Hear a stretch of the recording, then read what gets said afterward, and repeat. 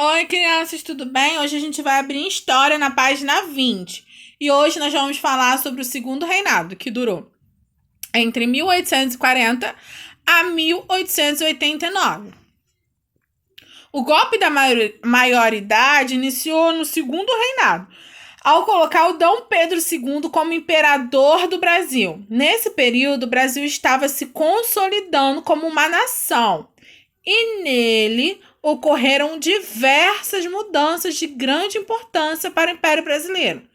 E ao longo desse império viveu momentos de grande avanço econômico, bem como o fortalecimento das instituições políticas e o fim do tráfico de escravos e da própria escravidão. Então, assim, em julho de 1840 foi dado o golpe da maioridade, coroando Pedro de Alcântara, com apenas 14 anos, Dom Pedro II, o segundo imperador do Brasil. E apesar de conseguir derrotar grande parte das revoltas regenciais, o governo de Dom Pedro de Araújo Lima não ocorreu sem disputa política. Os progressistas tentavam retornar o poder, mas com o êxito dos seus adversários, a tarefa parecia cada vez mais difícil. Então, dessa maneira, eles buscaram aliados ao herdeiro do trono e fizeram uma campanha para antecipar a maioridade de Dom Pedro de Alcântara. E a justificativa era que somente ele poderia trazer a ordem do Império Brasileiro, mas no fundo tinha uma missão de fazer com que os progressistas retornassem ao poder. Assim que o Segundo Reinado começou, os grupos políticos de regência se rearticularam. Os progressistas se tornaram os liberais e os regressistas mudaram seu nome para conservadores. Nesse período, a mudança foi mais em relação ao nome do que os membros e os homens da elite.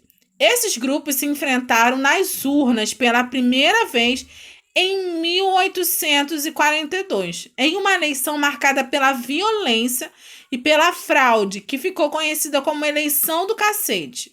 Essas eleições elegeram deputados e senadores para o Legislativo Imperial.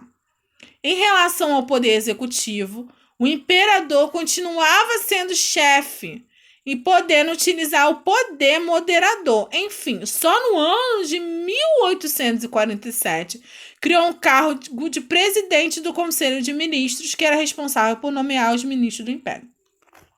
Aqui a gente pode ter ideia de como foi a economia cafeeira, a economia do café. Durante todo o Império Colonial havia se destacado por uma economia exportadora, quer dizer, ela exportava, ela mandava para fora os produtos básicos. Isso quer dizer que o Brasil vendia para outros países. E contando com aquela grande procura pelo produto e a falta de concorrência, o Império do Brasil rapidamente se tornou o maior vendedor de café para países como os Estados Unidos e agrícola.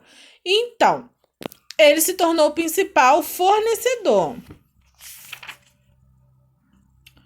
E com o fim do tráfico de escravos, a principal mão de obra utilizada no Brasil era escravos trazidos da África.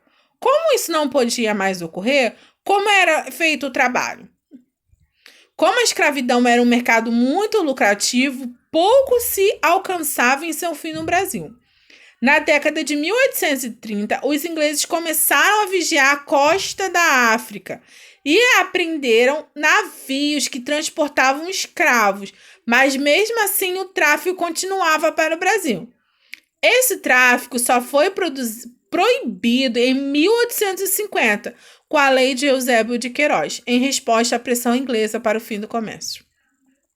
Com essa proibição, crianças, começaram a vir imigrantes para o nosso país. Com a proibição da compra dos escravos, começou a incentivar a chegada de imigrantes ao Império.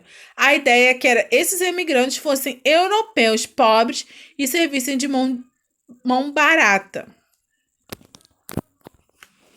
Ao mesmo tempo que o Brasil incentivava a chegada de imigrantes europeus, italianos e alemão, buscavam sair de seus países para fugir das guerras e melhorar sua condição de vida.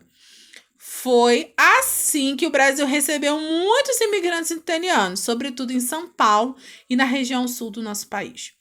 Esses imigrantes chegavam através da parceria ou do colonato, que era o sistema de parceria que não funcionou muito tempo, não, porque o fazendeiro pagava passagem dos imigrantes e esses pagariam conforme o tempo.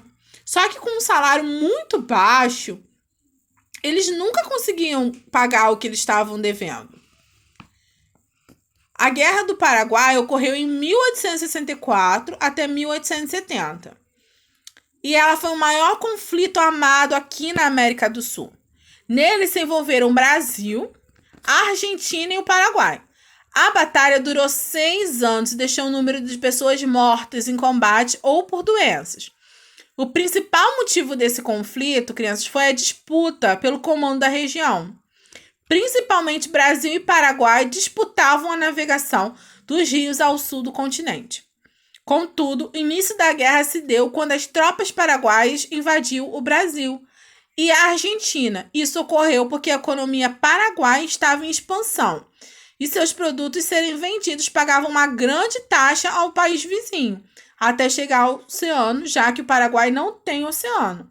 Assim, o objetivo do presidente paraguaio Francisco Solano Lopes era buscar uma saída para o mar. Então, nós vamos fazer a página 24 e a página 25 do livro. Qualquer dúvida é só entrar em contato pela agenda ou no site da PEC. Um beijo!